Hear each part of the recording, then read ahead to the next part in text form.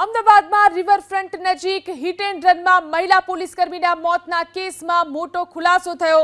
East riverfront પર મહિલા પોલીસને મહિલાએ જ ઉડાવી હોવાનો ઘટસ્ફોટ થયો છે।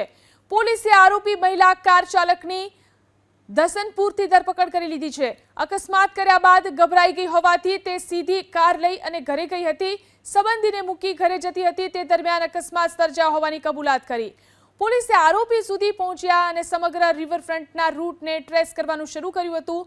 150 જેટલા સીસીટીવી ફૂટેજ ચેક કરવામાં આવ્યા ત્યારે ડફનાળા પાસેના રોડ પર એક શંકાસ્પદ કાર મળી આવી, જેના પગલે પોલીસે તે કારના નંબર પ્લેટના આધારે ઈસનપુરના મંગલ મૂર્તિમાં રહેતા 37 વર્ષીય સૃષ્ટિ માલુસરેના ઘરે પહોંચ્યા હતા। ત્યારબાદ તેની પૂછપરછ કરતા તેમણે ગુનાની કબૂલાત કરી।